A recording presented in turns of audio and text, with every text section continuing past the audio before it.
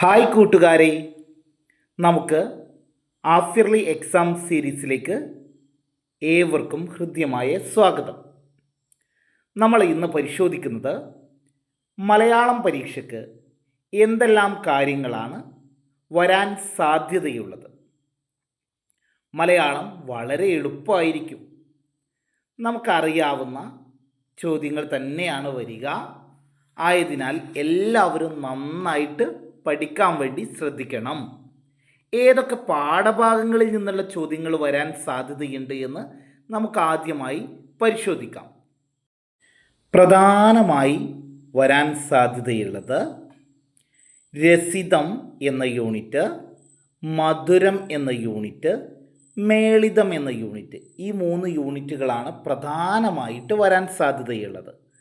പിന്നെ ചെറിയ രീതിയിലൊക്കെ മഹിതം എന്ന യൂണിറ്റിൽ നിന്നും ഹരിതം, അമൃതം എന്നീ യൂണിറ്റിൽ നിന്ന് ചെറിയ ചില ചോദ്യങ്ങളും പ്രതീക്ഷിക്കാവുന്നതാണ്.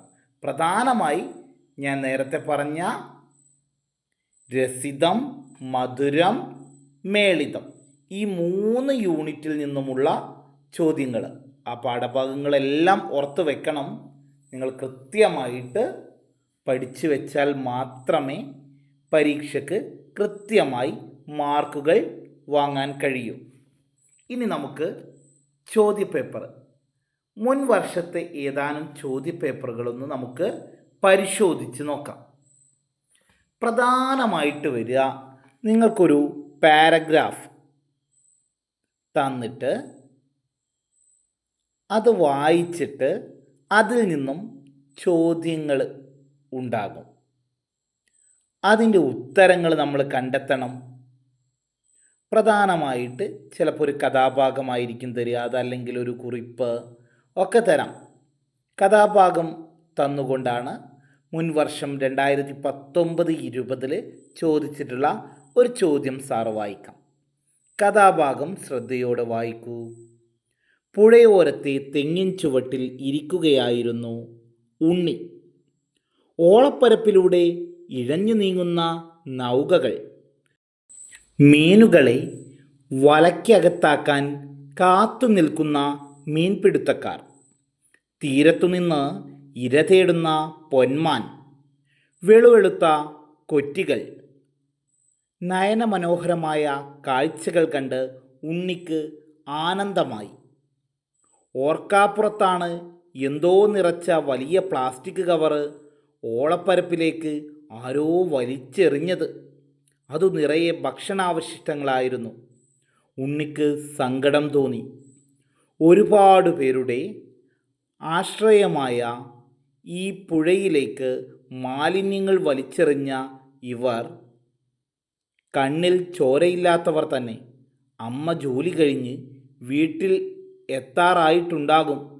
നീറുന്ന മനസ്സുമായി ഉണ്ണി ധൃതിയിൽ വീട്ടിലേക്ക് മടങ്ങി. ഈ പാരഗ്രാഫാണ്, ഈ കഥാഭാഗമാണ് നമ്മൾ വായിക്കേണ്ടത്. ചിലപ്പം കവിത അല്ലെങ്കിൽ കഥ ഏതുമായിക്കൊള്ളട്ടെ, നമ്മൾ നന്നായിട്ട് വായിക്കണം. ഒരു തവണ നന്നായിട്ട് വായിക്കുക, പിന്നീട് ചോദ്യം വായിച്ചുകൊണ്ട് ഉത്തരം തേടിക്കൊണ്ട് വായിക്കണം. അങ്ങനെ 2-3 തവണ നമ്മൾ വായിച്ചു കഴിഞ്ഞാൽ കൃത്യമായി നമുക്ക് ഒരുപക്ഷെ 5 ചോദ്യങ്ങളായിരിക്കും ഉണ്ടാവുക. ആ 5 ചോദ്യങ്ങളുടെയും ഉത്തരം നമുക്ക് കണ്ടെത്താൻ കഴിയും. ഒന്നാമത്തെ ചോദ്യം ഇവിടെ നമുക്ക് പരിശോധിക്കാം. മീൻപിടുത്തക്കാർ എന്തിനാണ് കാത്തു നിൽക്കുന്നത്? മനോഹരമായ കാഴ്ച കാണാനാണോ? മണലെടുക്കാനാണോ? മീനുകളെ വലക്കകത്താക്കാനാണോ? ഇര തേടാനാണോ? നിങ്ങൾ കഥ വായിച്ചിട്ട് നിങ്ങൾക്ക് എന്താ മനസ്സിലായത്? ഒന്ന് ചോദ്യം. പുഴയോരത്തെ തെങ്ങിൻ ചുവട്ടിൽ ഇരിക്കുകയായിരുന്നു ഉണ്ണി. ഓളപ്പരപ്പിലൂടെ ഇഴഞ്ഞു നീങ്ങുന്ന നൗകകൾ, മീനുകളെ വലക്കകത്താൻ കാത്തു നിൽക്കുന്ന മീൻപിടുത്തക്കാർ. മീനുകളെ പിടിക്കുന്നതിന്, വലക്കകത്താക്കുന്നതിന് കാത്തു നിൽക്കുകയാണല്ലേ. മീനുകളെ വലക്കകത്താക്കാൻ എന്നതാണ് ഉത്തരം. രണ്ടാമത്തതോ, ഉണ്ണിക്ക് സങ്കടം തോന്നിയത് എന്തുകൊണ്ട്? കൂട്ടുകാരെ കാണാത്തതുകൊണ്ട്, മീൻ പിടിക്കുന്നതുകൊണ്ട്, അമ്മ വരാത്തതുകൊണ്ട്, പുഴയിലേക്ക് ഭക്ഷണാവശിഷ്ടങ്ങൾ വലിച്ചെറിഞ്ഞതുകൊണ്ട്. അപ്പോൾ ഈ ചോദ്യം വായിച്ച് വീണ്ടും നിങ്ങൾ കഥാഭാഗത്തിലേക്ക് കടക്കണം. ഈ കാഴ്ചകളൊക്കെ നയനമനോഹരമായ കാഴ്ചകൾ കണ്ട് ഉണ്ണിക്ക് ആനന്ദമായി. ഓർക്കാപ്പുറത്താണ് എന്തോ നിറച്ച വലിയ പ്ലാസ്റ്റിക് കവർ ഓളപ്പരപ്പിലേക്ക് ആരോ വലിച്ചെറിഞ്ഞത്. അതു നിറയെ ഭക്ഷണാവശിഷ്ടങ്ങളായിരുന്നു. ഉണ്ണിക്ക് സങ്കടം തോന്നി. ഒരുപാട് പേരുടെ ആശ്രയമായ ഈ പുഴയിലേക്ക് മാലിന്യങ്ങൾ വലിച്ചെറിഞ്ഞ ഇവർ കണ്ണിൽ ചോരയില്ലാത്തവർ തന്നെ. അപ്പോൾ എന്തുകൊണ്ടാണ് ഉണ്ണിക്ക് സങ്കടമായത്? പുഴയിലേക്ക് ഭക്ഷണാവശിഷ്ടങ്ങൾ വലിച്ചെറിഞ്ഞതുകൊണ്ട്. താഴെ കൊടുത്തവയിൽ തോണി എന്ന വാക്കിന് സമാനമായ പദം ഏത്? നയനം, നൗക, ഓളം, കൊറ്റി. ഏതായിരിക്കും? നിങ്ങൾ സാറ് ഉത്തരം പറയുന്നതിന് മുമ്പായിട്ട് തന്നെ ഓരോ ഉത്തരങ്ങളും കമൻറ്റ് ബോക്സിൽ ടൈപ്പ് ചെയ്ത് വിടണേ. എന്തായിരിക്കും? നയനമാണോ, നൗകയാണോ, ഓളമാണോ, കൊറ്റിയാണോ? തോണി എന്ന വാക്കിന് സമാനമായിട്ടുള്ള പകരം പദം ഏതാണ്? നൗക. ഇനി നമുക്ക് നോക്കാം നാലാമത്തെ ചോദ്യം. കണ്ണിൽ ചോരയില്ലാത്തവർ എന്ന പ്രയോഗം കൊണ്ട് അർത്ഥമാക്കുന്നത് എന്താണ്? കണ്ണു കാണാത്തവരാണോ, നന്മയുള്ളവരാണോ, കനിവില്ലാത്തവരാണോ, കണ്ണില്ലാത്തവരാണോ? എന്താണ്? കണ്ണു കാണാത്തവർ ആണോ? അല്ല, അത് തെറ്റാണ്. നന്മയുള്ളവർ, കണ്ണിൽ ചോരയില്ലാത്തവർ എന്നാണ് പ്രയോഗം. അപ്പോൾ നന്മയുള്ളവരും അല്ല. കണ്ണില്ലാത്തവർ എന്ന് പറഞ്ഞൊരു ഓപ്ഷൻ കൊടുക്കുക, അതും അല്ല. അപ്പോൾ ഏതായിരിക്കും ഉത്തരം? സി, കനിവില്ലാത്തവർ. ഇനി നമുക്ക് അഞ്ചാമത്തത് നോക്കിയാലോ. ആളുകളുടെ തെറ്റായ ഏതു ശീലത്തെയാണ് ഈ കുറിപ്പിലൂടെ തിരിച്ചറിയാൻ കഴിയുന്നത്?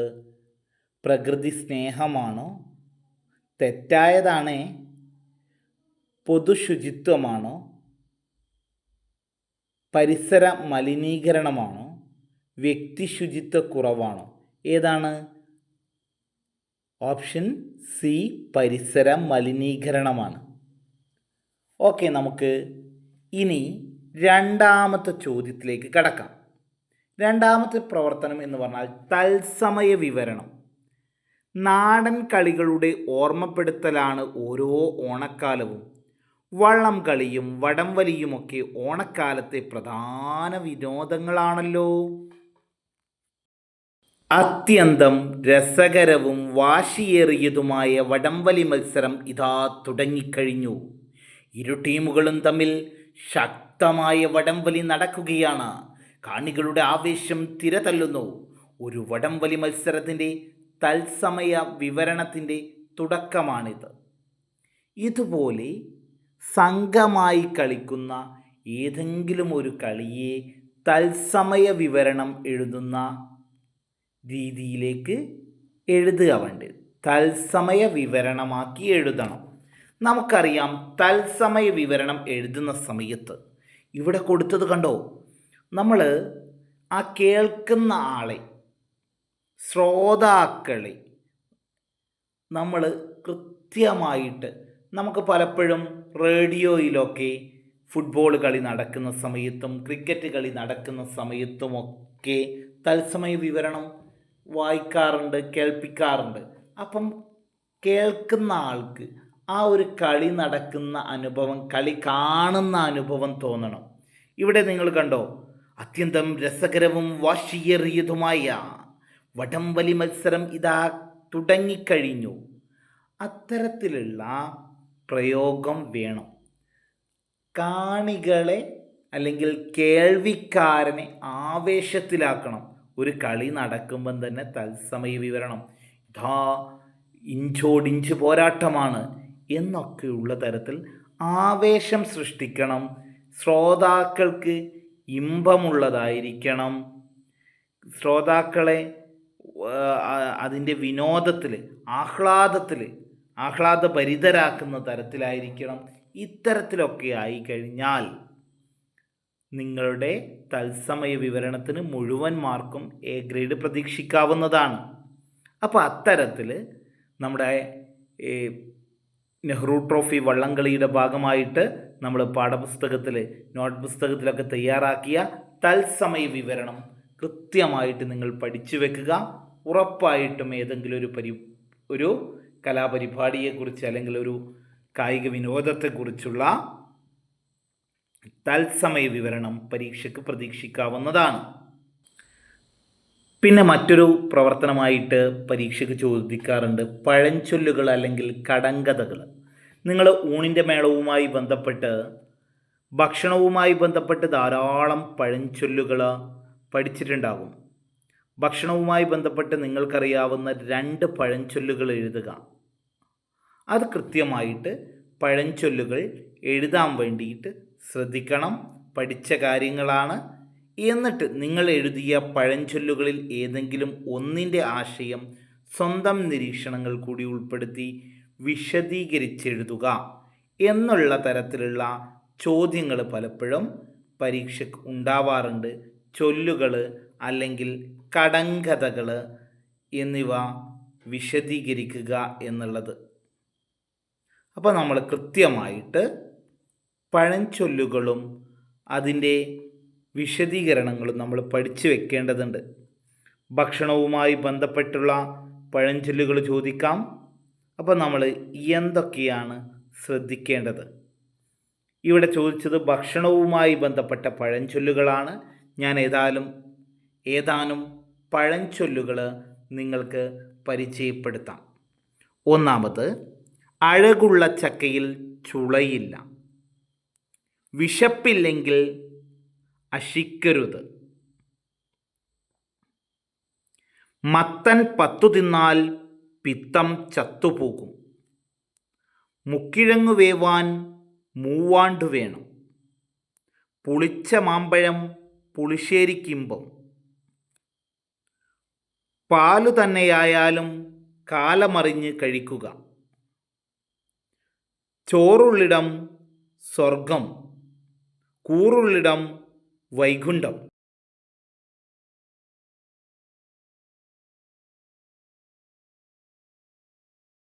ഇത്തരത്തിലുള്ള ഏതാനും പഴഞ്ചൊല്ലുകൾ സാർ ഇവിടെ സ്ക്രീനിൽ കൊടുത്തിട്ടുണ്ട്. അതൊക്കെ നിങ്ങൾ നന്നായിട്ട് വായിച്ച് മനസ്സിലാക്കുകയും അതിൽ ഏതാനും ചില പഴഞ്ചൊല്ലുകൾ നിങ്ങൾ വിശദീകരിക്കാനും കഴിയണം. ഞാൻ നിങ്ങൾക്ക് എളുപ്പമുള്ള ഒരു പഴഞ്ചൊല്ല് വിശദീകരിച്ച് തരാം. അത്താഴം അത്തിപ്പഴത്തോളം. അതായത് അത്താഴം എന്ന് പറഞ്ഞാൽ നമ്മൾ രാത്രി കഴിക്കുന്ന ഭക്ഷണമാണ്. അത് എപ്പോഴും വളരെ ചുരുങ്ങിയ രൂപത്തിൽ, ധാരാളം വാരി വലിച്ച് കഴിക്കാൻ പാടില്ല. അളവ് വളരെ കുറഞ്ഞ് ആയിരിക്കണം കഴിക്കേണ്ടത്. അതാണ് അത്തിപ്പഴത്തോളം. അത്തിപ്പഴം എന്ന് പറഞ്ഞാൽ ചെറിയൊരു കായയാണ്. അതിൻ്റെ അത്രയേ അത്താഴം കഴിക്കാൻ പാടുള്ളൂ എന്നതാണ് ഈ പഴഞ്ചൊല്ല് കൊണ്ട് ഉദ്ദേശിക്കുന്നത്. അതേപോലെ അഴകുള്ള ചക്കയിൽ ചുളയില്ല.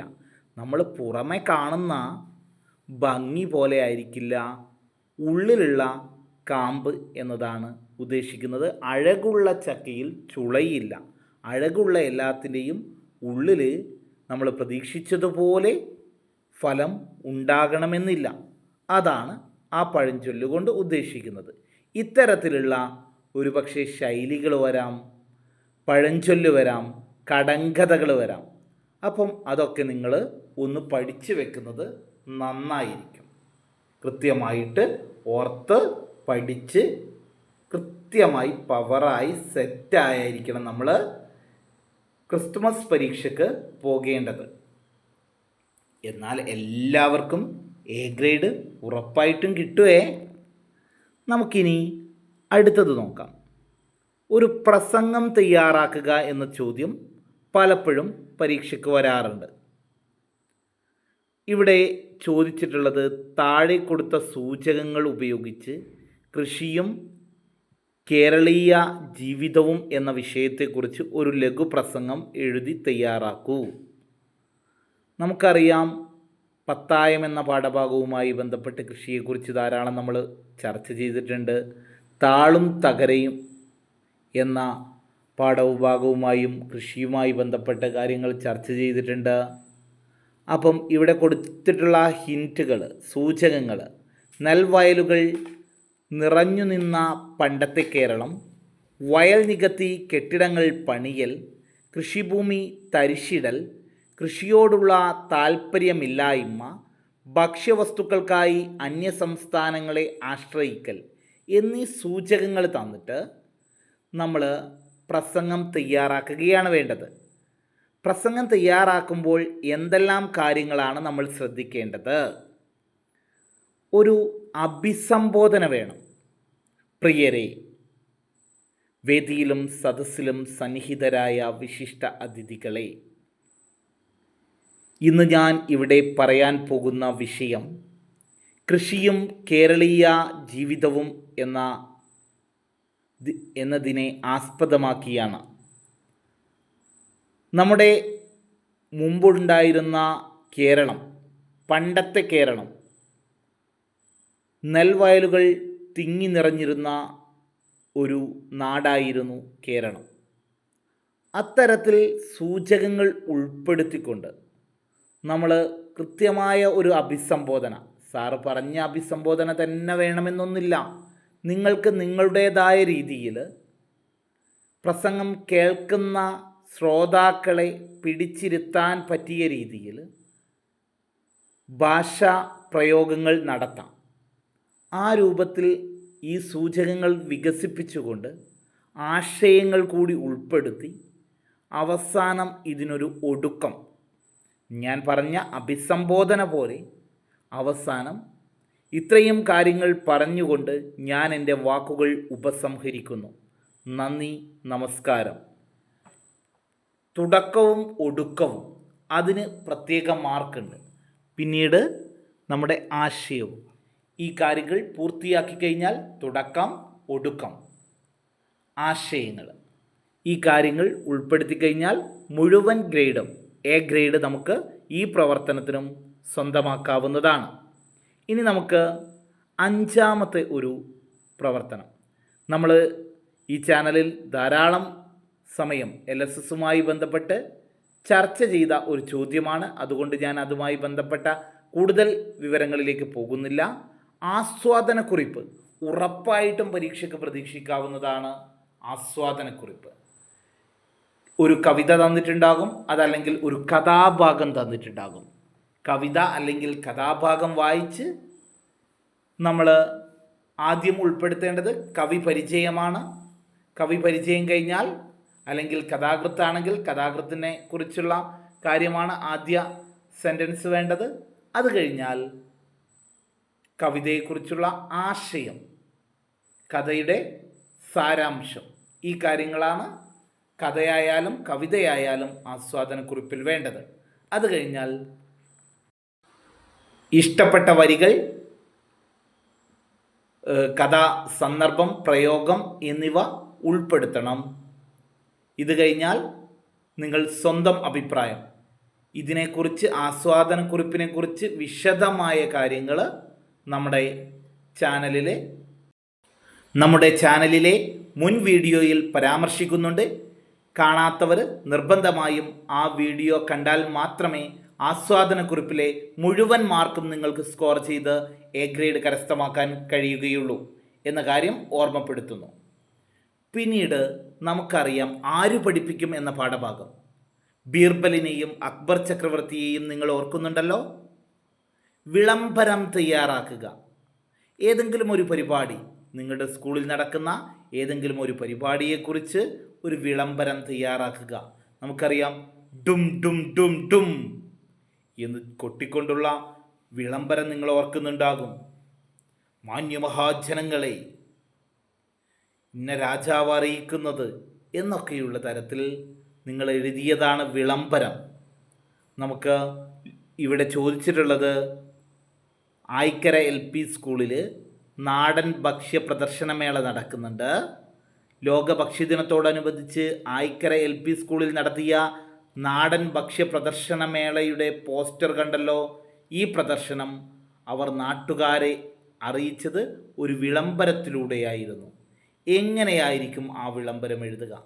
ഞാൻ നേരത്തെ സൂചിപ്പിച്ചതുപോലെ ഡും ഡും ഡും ഡും എന്ന് എഴുതിക്കൊണ്ട് തുടങ്ങണം.